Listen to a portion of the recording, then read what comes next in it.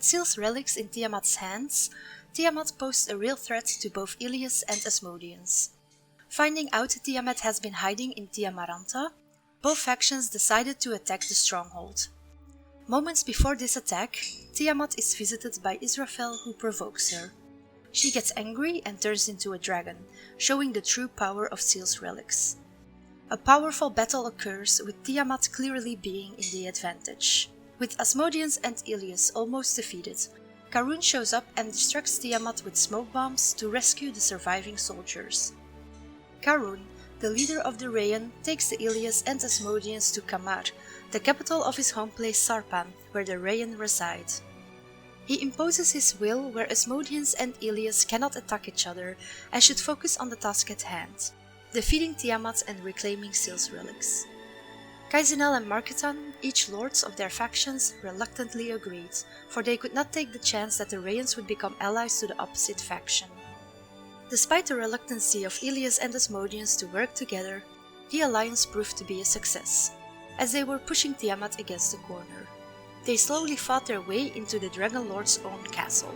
While success seemed imminent, their first advance into Tiamaranta's Eye did not go as well as they expected.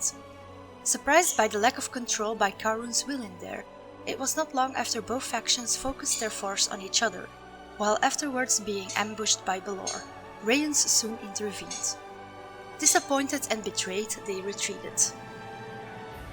As Karun gained knowledge of this event, he felt angered and forbade the Daevas of taking part on the final assault against the Dragon Lord.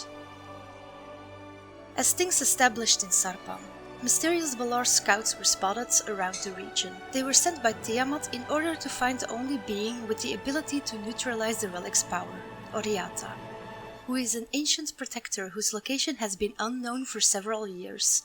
Finding her first would allow the Balor to use the relics without worrying about someone fighting back. The Daevas eventually managed to discover Oriata's location. After disposing of the Balor who had traced them down, the protector spawns in the Daeva's face, granting them the power so sought by Tiamat. With the protector's blessing, Lord Marketan and Lord Kaizenel made Karun an offer he couldn't refuse, and Karun let some of the Daevas fight beside him during the final assault on Tiamat. Tiamat, aware of the events between the Daevas and Karun, decides to hold a conference with Karun. To his surprise, this turned out to be a trap. With the assistance of the relics, Karun is sent back to an unknown past, taking him out of the titanic battle against the Daevas who braved into her throne room. On the verge of death, the Daevas are surrounded. However, just in time, an Empyrean Lord appears and aids them.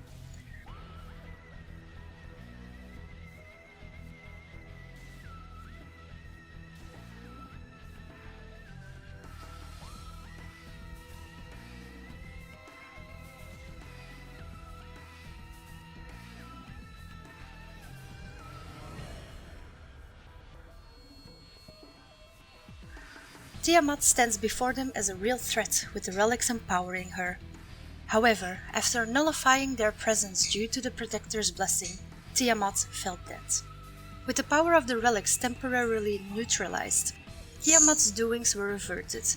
Between them, Karun was returned to the battle, now over. All of a sudden, Lord Israfel appeared and stole the relics, startling everyone. The following events made Karun enraged. He took this as a trick from the Daevas to get hold of the relics. In response of this, he decides not to allow Ilias or Asmodeans in Sarpan, and that their alliance would remain undone. However, after receiving a missive from an Empyrean Lord, he decides to lift his prohibition, but refuses to ever work with Atreians again. After Tiamat's fall and the loss of Siel's relics to Israfel, Karun leaves his throne in Kamar to search for a way to protect the Rayan people by himself. The chase for the relics began once more, with Israfel not only being the center of attention, but also being far ahead of everyone. Analyzing traces of energy left by its use, the relics soon reveal their location and lead the Daevas to Israfel's hiding place. As they arrive, the Empyrean Lord reveals his plan about utilizing the abilities of Siel's relics to revert time back to before the Cataclysm. With the relics in his side, he would be able to slay every Belor in Atreia and rise as its sole leader. The daeva attempt to use the Protector's blessing on the relics, however this resulted in being completely useless as Israfel easily swept him away. With Israfel putting his plan in motion, all fate seemed lost, and then suddenly Siel's spirit spawned before both.